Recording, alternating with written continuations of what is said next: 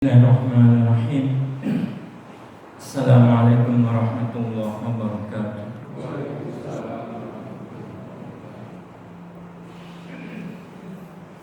Innal hamdalillah nahmaduhu wa nasta'inuhu wa nastaghfiruh wa natubu ilayhi wa na'udzu billahi min shururi anfusina wa sayyiati a'malina. May yahdihillahu fala mudilla lahu wa may yudlil fala hadiya lahu. Asyhadu an la ilaha illallah wahdahu la syarika lah wa asyhadu anna Muhammadan abduhu wa rasuluh la nabiyya ba'd. Allahumma shalli wa sallim wa barik ala nabiyyina Muhammad wa ala alihi wa sahbihi wa man tabi'ahu bi ihsan ila yaumil.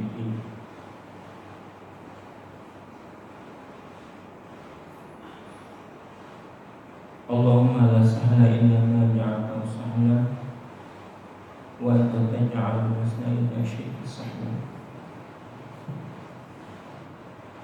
Ma'asyiral muslimin rahimakumullah, usikum wa nafsi bi taqwallah wa ta'ati. Fa inna Allaha ma'al ladzina taqaw wal ladzina hum muhsinun. Yaqulu ta'ala fi kitabil karim, a'udzu billahi minasy syaithanir rajim. Ya ayyuhalladzina ittaqullah wa taqatih wa la tamutunna illa wa antum muslimun.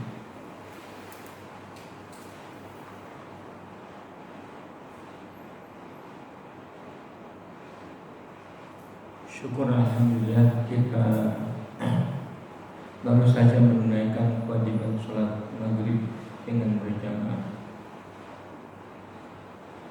Tidak ada yang kita kerjakan dari kewajiban-kewajiban sebagai hamba Allah, melainkan ibadah itu diterima oleh Allah Subhanahu wa Ta'ala, dan kita berharap menjadi hujjah kita di hadapan Allah pada hari yaumil qiyamah. Dan semoga sholat kita betul-betul menjadi penolong kita saat dihisab, menolong kita saat di siratal mustaqim, menolong kita saat di al-qantarah, yang menyebabkan kita dimasukkan ke dalam surga. Amin ya rabbal alamin.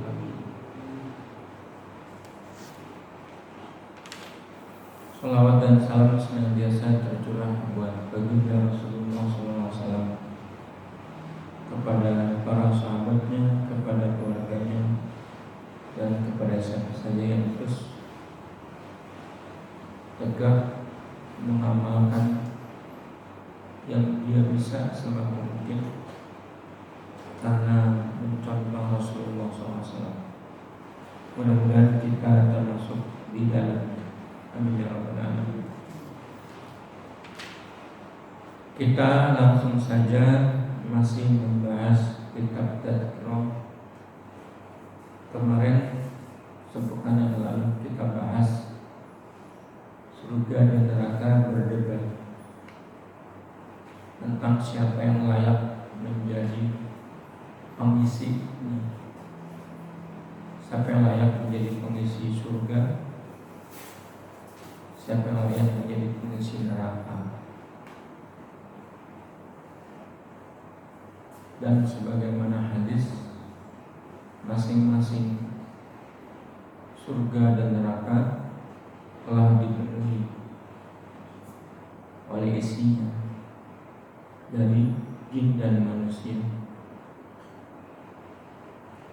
Hari ini kita coba bahas sifat penghuni surga dan sifat penghuni neraka. Sifat-sifat ini kita harapkan memacu kita untuk mewujudkan dalam diri sendiri, dalam tindakan, dalam perbuatan di kehidupan dunia ini.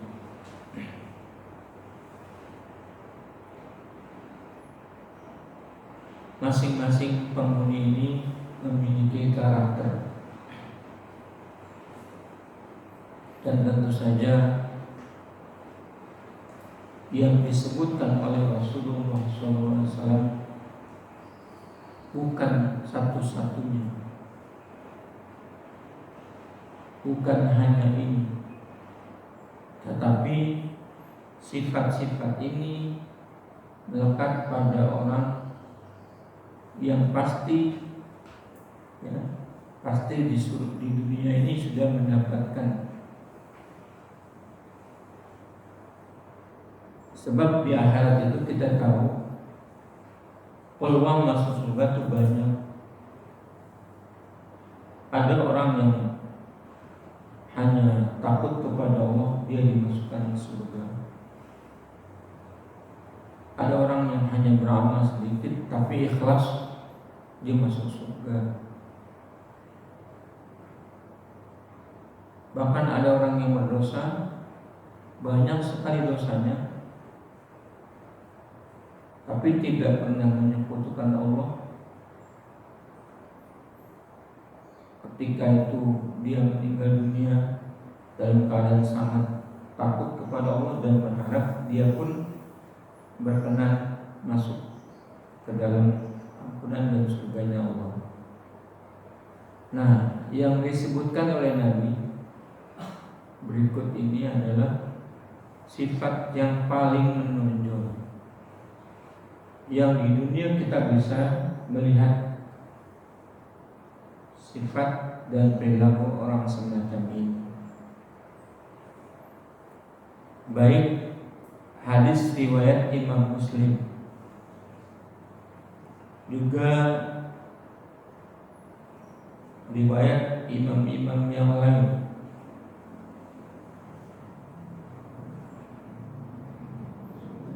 Dari Iyad bin Himar Al-Mudasi, bahwa dia mendengar Rasulullah SAW satu hari bersabda di dalam khutbahnya, Ahlul Jannah talata, penghuni surga itu ada 3. Nah, disebutkan 3 beserta sifat-sifatnya. Yang pertama, du sultanin muqsitun mutasaddiqun muwaffiqun.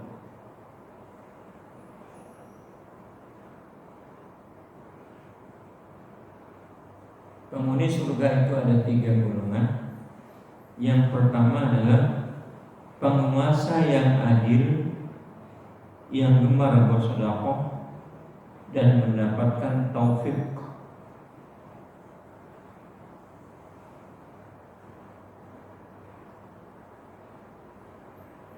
Yang kedua, warajulun rahimun raqiqun qalbi ikulli di qurba. Yang kedua,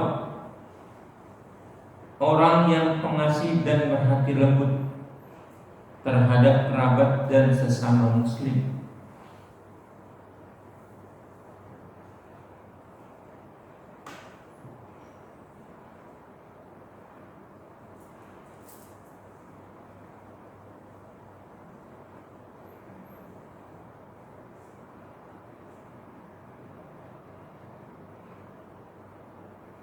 Ya, yang kedua ini rajulun rahimun raqiqul qalbi ikulli di qurba wa muslim.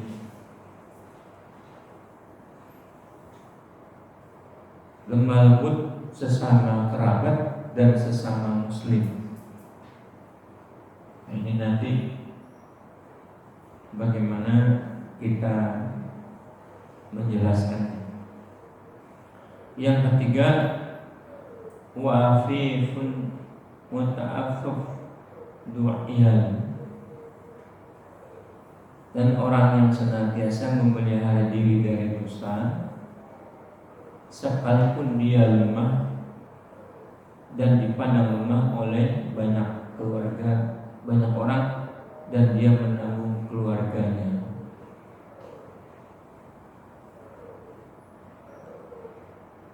Sifat-sifat ini disebutkan oleh Nabi, tentunya menjadi catatan buat kita.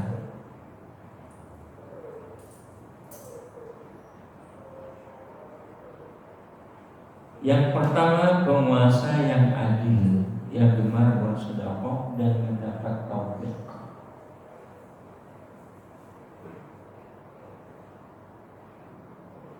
Ya memang kalau penguasa itu sangat dekat jalan untuk masuk surga. Dia bahkan menjadi orang yang mendapat naungan. Dapat naungan di padang mahsyar ketika tidak ada naungan. Mendapatkan syafaat dan terdepan ketika mendatangi maut. Membimbing banyak orang dan masuk surga duluan. Pemimpin yang adil, yang gemar bersedekah dan mendapatkan taufik.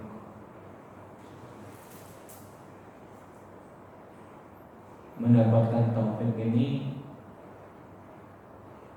dia kalau memutuskan perkara karena dengan adilnya tadi,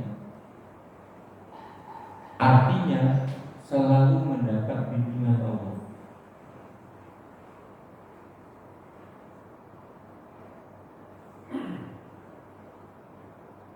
Penguasa yang adil sudah berpegang kepada Allah. Langkahnya suka bersedekah, suka berderma, suka memberi.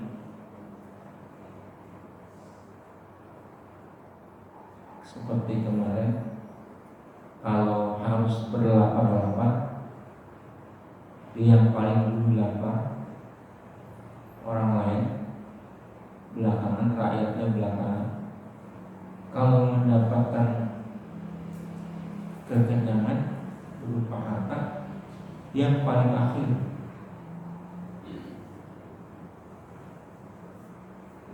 Cara memimpinnya adil dan disuka bersedekah, maka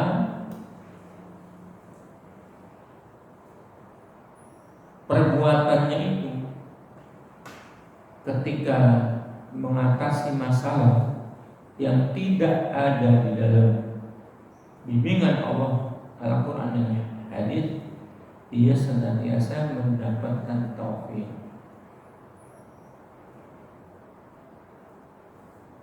Contohnya Abu Bakar As-Siddiq radhiyallahu anhu.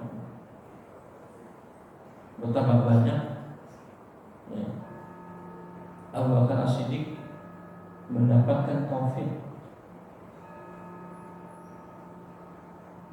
Seperti penulisan Al-Quran,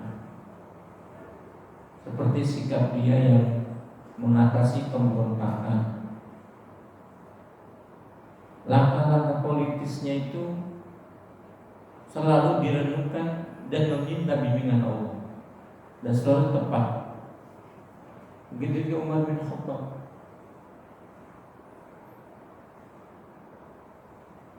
Jadi pemimpin, penguasa yang adil itu cenderung mendapatkan petunjuk. Seperti yang digelari, kita menggelari Ahlussunnah wal Jamaah al-khilaf Khulafa Rasyidin al-Mahdi. Khulafa Rasyidin, khalifah yang lurus dan mendapat petunjuk.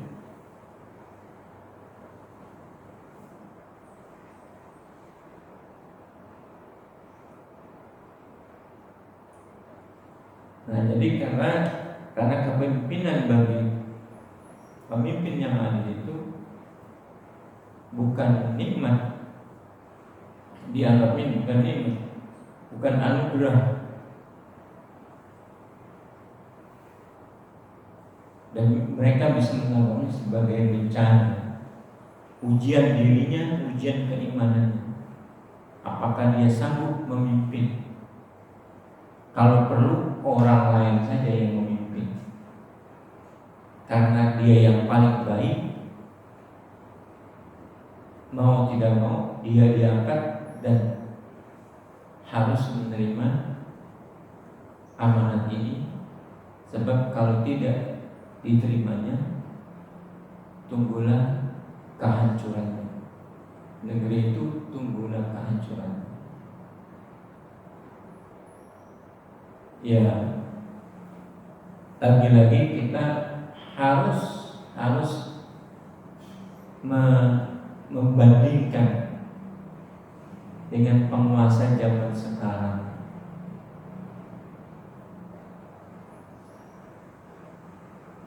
Ada sementara orang, kalau kita bicara tentang penguasa yang adil seperti Abu Bakar Siddiq, Umar, Utsman, Ali,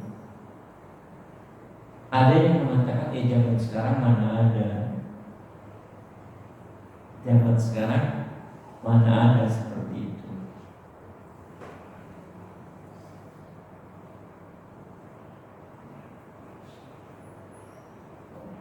Kan Al-Quran itu berlaku sepanjang zaman.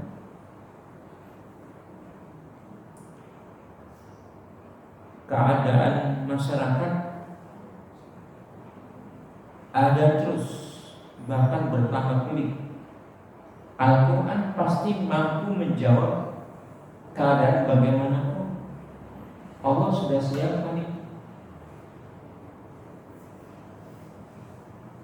Kalau umat Islam sudah berpikir zaman sekarang mana ada, itu hanya ada jawab pada diri Nabi, pada zaman Khalifah yang mulia. Zaman sekarang pada nggak ada yang ada. Nah, ini mungkin sikap skeptis dari sebagian umat Islam, karena kita sudah terlalu terbiasa dengan kebohongan seperti ini. Penguasa yang ada, ya, mencari jabatan, bahkan jabatannya itu digunakan untuk bermaksiat kepada Allah Subhanahu wa Ta'ala. Islam dijadikan permainan. Ini pakai sorban, pakai peci haji, pakai baju koko, datang ke masjid kalau menjelang pemilu saja. Setelah takbir lupa dengan omongannya ketika kampanye. Dan memang sistem demokrasi, kita harus mengatakan ini, sistem demokrasi adalah sistem yang sengaja dibuat oleh Barat untuk melawan sistem Islam.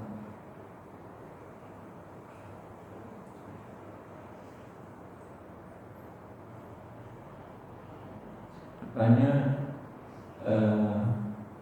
masyarakat yang memperjuangkan khilafah itu dilarang. Dilarang itu bukan karena memerintah kita saja. Seantero dunia melawan sistem khilafah. Dan kita tahu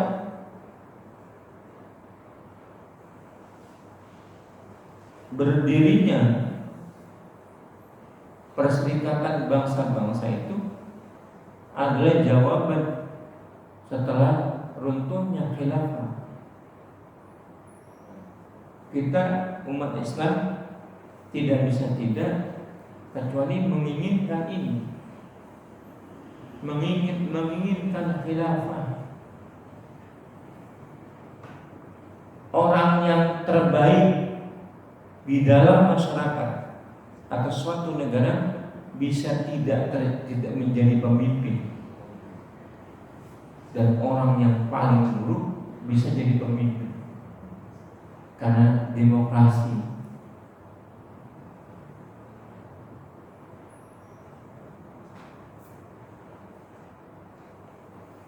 Jadi pemimpin yang adil itu hari ini suara membicarakan masalah ini dianggap tabu.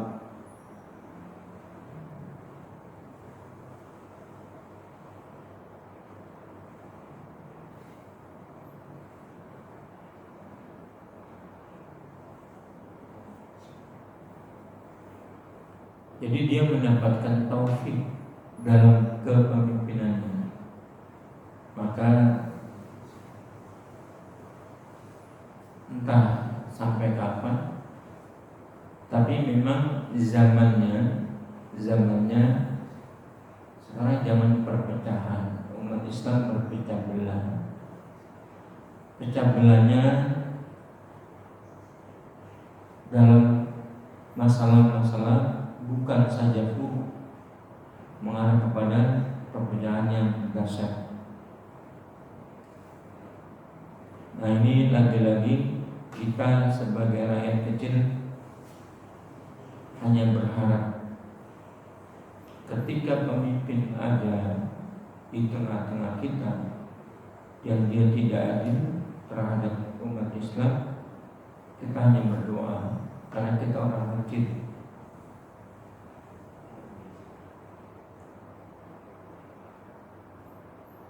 Allahumma la tusallit alaina bidunubina man la yakhafuka fina wa la yarham man la yakhafuka fina wa la yarham. Ya Allah, jangan Kau berikan kekuasaan kepada kami orang-orang yang tidak takut kepadamu dan tidak menyayangi. Itu doa diajarkan oleh Nabi kita Muhammad SAW.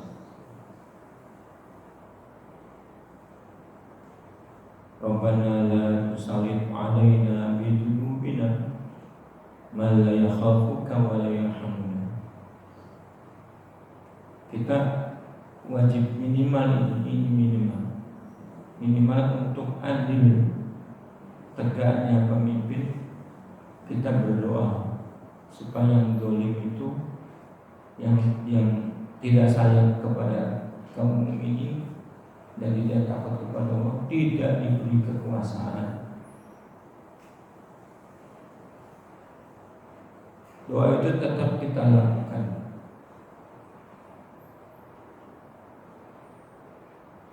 Sekalipun nampak tidak terjawab.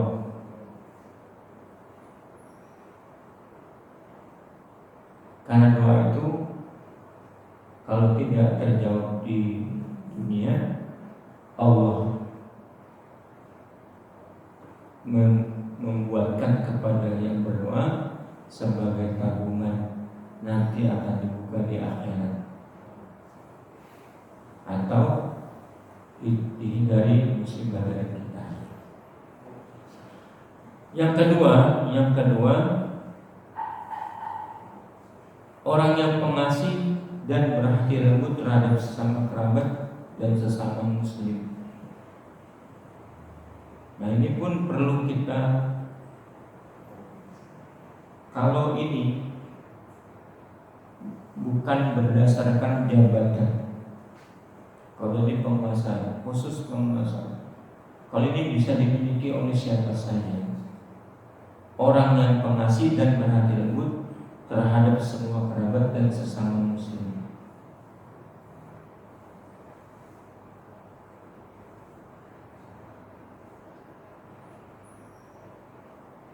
Kerabat itu disebutkan oleh Allah dalam banyak ayat. Wa dalam rubah haqqahu. Berikanlah kerabat itu haknya. Dengan memberikan haknya saja, kita belum tentu berhati lembut. Kalau berhati lembut bisa dimiliki oleh siapa saja. Karena kalau kita tidak memiliki harta, kita tidak memberikan haknya. Tapi berhati lembut itu kita mampu mendapatkan karunia Allah, bisa kita dapatkan yang namanya hati lembut, berhati lembut kepada kerabat.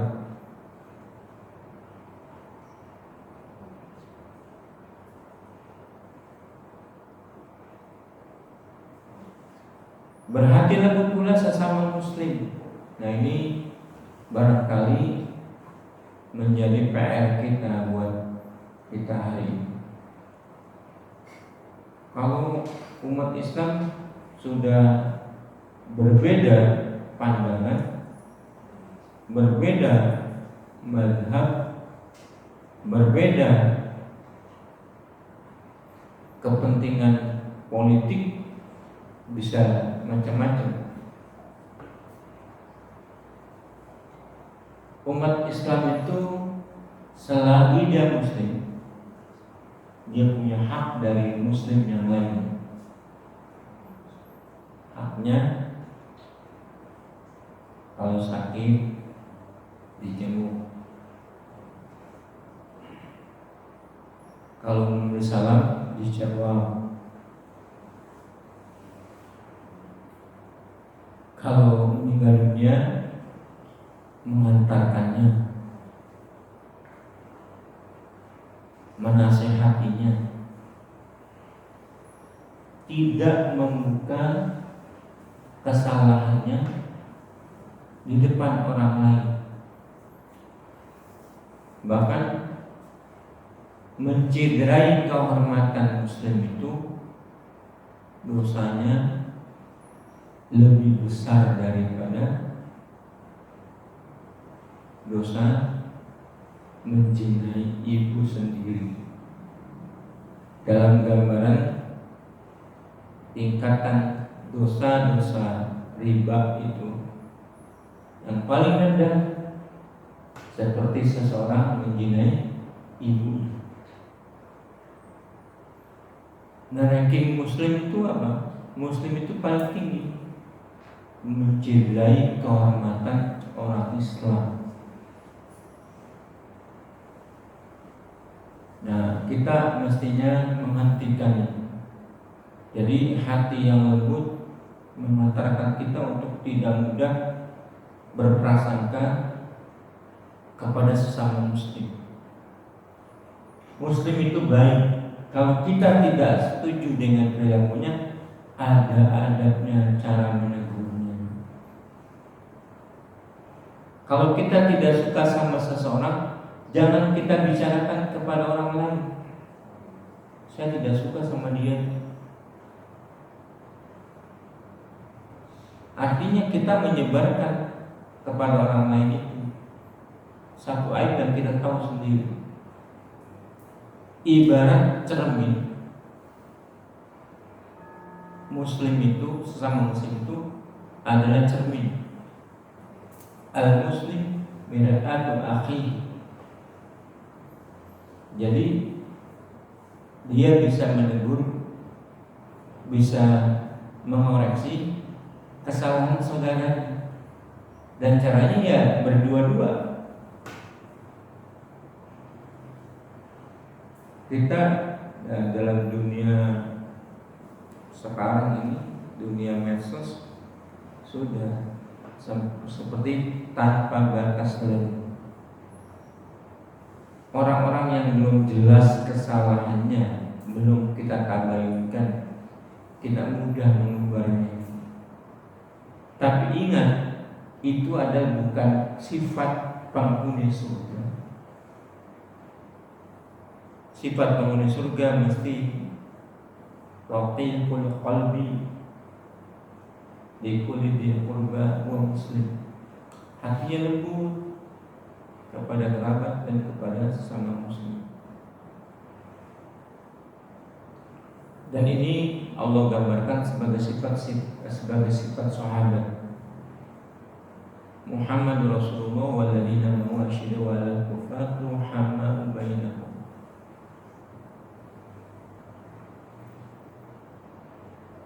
kita raqibul qalbi wa ruhama sesama muslim, apalagi kalau sudah satu jamaah semakin erat hubungan kita, tak kenal maka tak sayang, maka silaturahmi adalah jalan mengenal. Perbanyak perbuatan silaturahmi untuk bisa mengenal. Dengan mengenal ketahuan juga karakternya.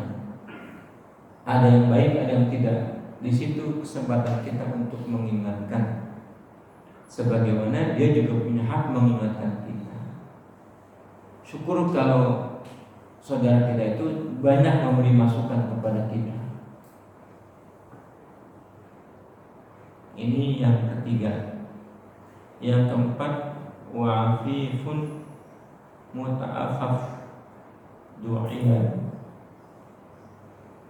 orang yang senantiasa memelihara diri dari dosa.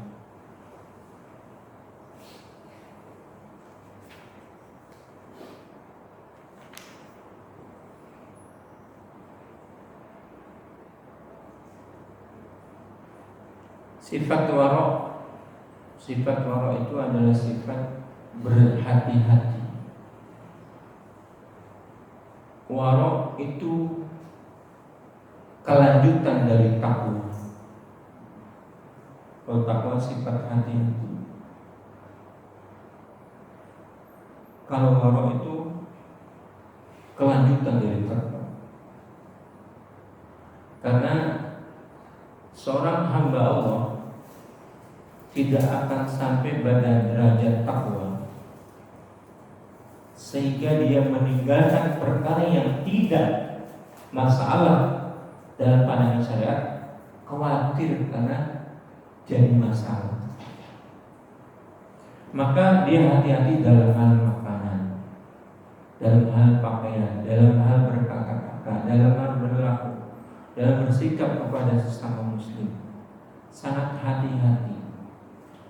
Karena saking hati-hatinya, dia jadi jarang berkata-kata, jarang berbuat untuk hal-hal yang belum jelas, apalagi sesuatu itu mengandung syubhat yang tidak apa-apa saja dia khawatir terjatuh pada dosa. Itulah sifat waro. Nah, ini menjadi sifatnya yang ketiga para penghuni surga. Jadi pemimpin yang adil, gembara bersama dan mendapat taufik adalah yang pertama. Yang kedua, seorang laki-laki yang pengasih dan perhati lembut kepada semua kerabatnya dan sesama muslim, orang yang senantiasa memelihara diri dari dosa. Sekalipun dia lemah. Lemah di sini gambaran yang bisa diambil adalah, kan orang kalau kepepet, lemah dalam urusan finansial, lemah dalam hal mencari nafkah, itu bisa berbuat kufur. Kata Imam Malik, kadal faqru yakun kufran. Hampir saja kefakiran itu membawa kepada tindakan kufur. Benar apa kata Imam Malik?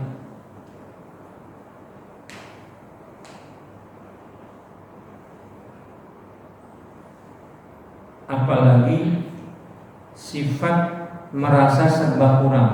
Nah, serba kurang itu dekat dengan serakah, ya. Jadi dia udah punya banyak tapi merasa kurang. Nah, dunia kalau dituruti nggak ada habisnya. Karena merasa kurang, maka karena kedudukannya, karena jabatannya, dia terbetik keinginan untuk korupsi. Maka ini sifat yang tidak dihitung. Nah, sekalipun orang ini lemah dalam hal mencari nafkah, tidak sanggup, sudah berusaha masih tidak sanggup, nggak dapat, dia tetap memelihara diri dari berbuat dosa.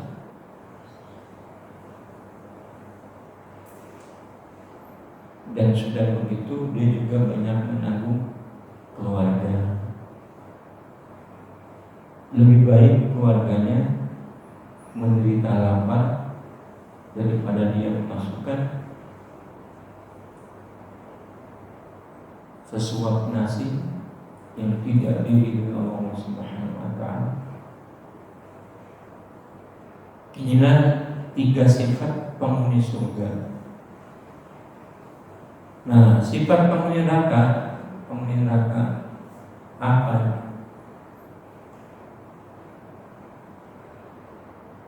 Disebutkan oleh Nabi secara cepat saja karena waktunya, nanti kita jelaskannya. Orang yang lemah tidak berakal, ini orang yang malas sampai dia tidak berpikir, tidak mau menggunakan akalnya.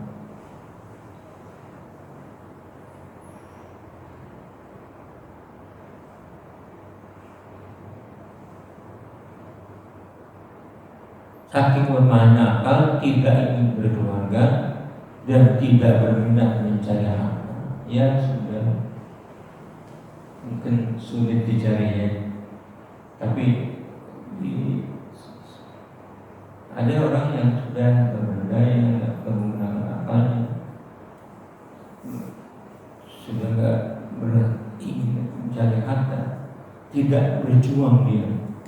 Nah, ini calon penghuni neraka. Kedua, pengkhianat.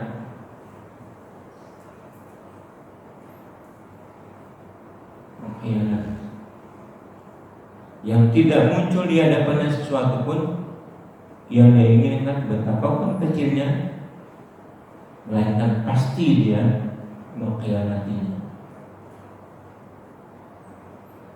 Jadi mendapat kesempatan, sesuatu itu memang yang diharapkan, sekalipun dengan cara mengkhianati, dia akan berusaha.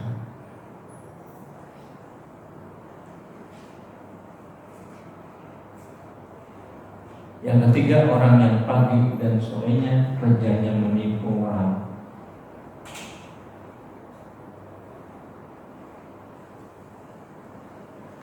Yang keempat,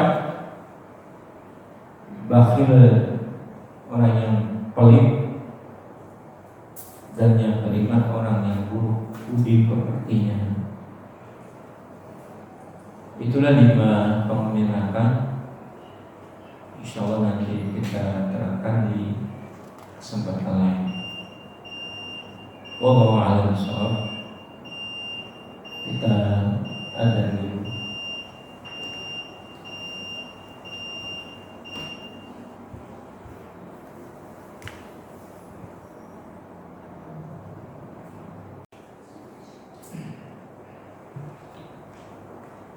Silakan kalau ada yang bertanya.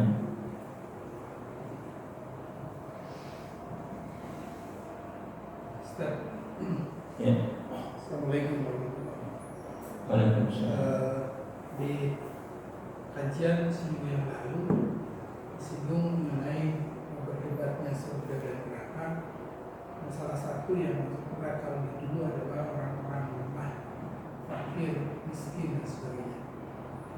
Minggu lalu muncul pertanyaan di kepala saya, apakah gebiah kuya atau pasca istilahnya?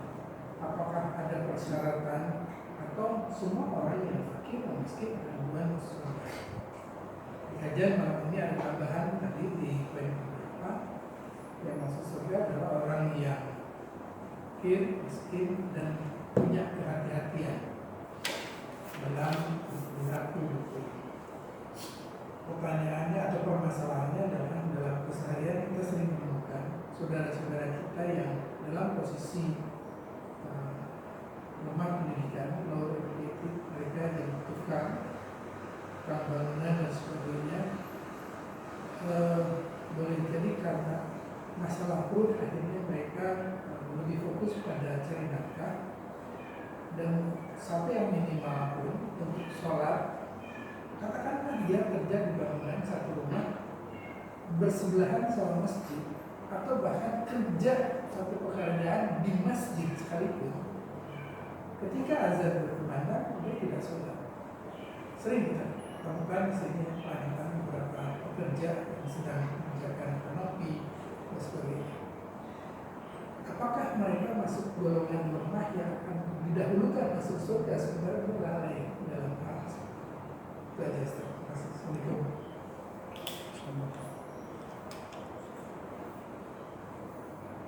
Yang berhak memasuki surga adalah orang yang bertauhid dan beramal soleh. Maka orang yang bertauhid dan beramal soleh ini kan banyak. Namun kekhususan orang-orang miskin, dia dalam keadaan miskin, tetapi tauhid dan amal solehnya tidak hilang. Dia bertauhid, menyembah Allah dan beramal soleh yang banyak dengan kemampuan. Justru kemiskinannya itu tidak melalaikan dia dan tidak menyebabkan dia jadi kufur. Kalau yang Bapak contohkan itu para orang yang diuji oleh Allah Subhanahu wa Ta'ala, keterbatasan mencari nafkah, dia sampai mencari nafkah sedemikian rupa sampai tidak sholat. Dia bukan orang yang beramal soleh. Mungkin dia beriman, mungkin dia bersyahadat, tapi orang yang tidak beramal soleh. Harus kita bedakan. Yang Nabi sebutkan adalah orang-orang miskin.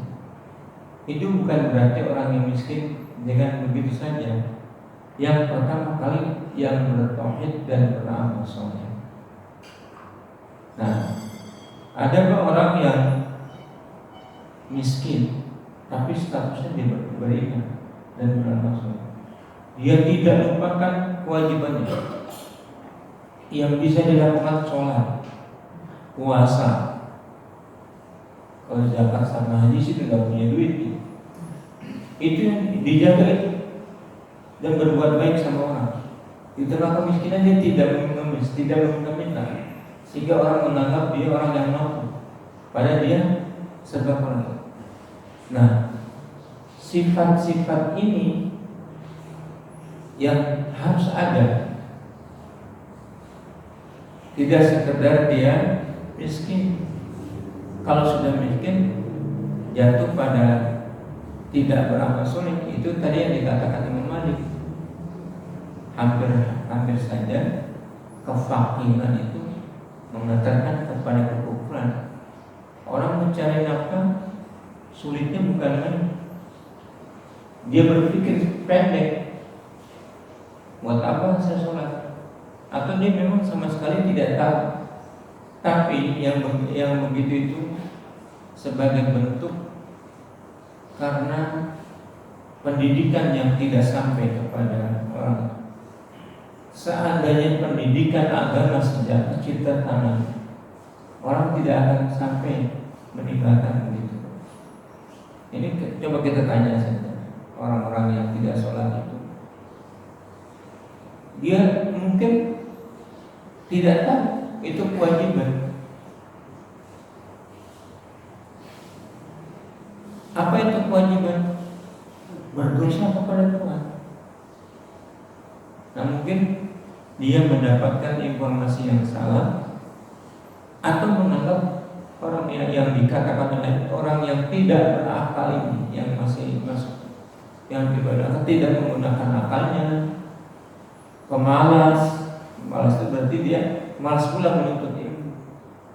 Karena orang semacam itu mensyaratkan harus dapat duit dulu baru dia bisa taat.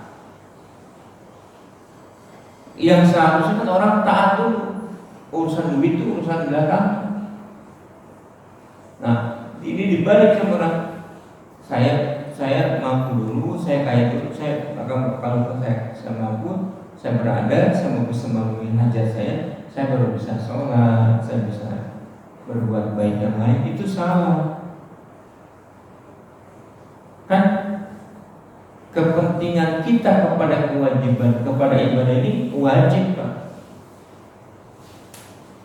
Kewajiban ini melebihi tuntutan kita maafkan. Nah, ini mungkin informasi ini yang tidak sampai, bahwa kewajiban seperti sholat dan yang lain itu kewajiban kita melebihi kewajiban kita mendapatkan makan. Nah, sedangkan kita yakin benar urusan rezeki itu sudah dijamin oleh Allah Subhanahu wa Ta'ala. Tapi dalam kehidupan sekarang menjadi sama. Mana tuh yang dijadikan Allah katanya? Gua sudah sholat gak dapat. Nah, itu salah lagi besar, salah lagi nih maksudnya. Jadi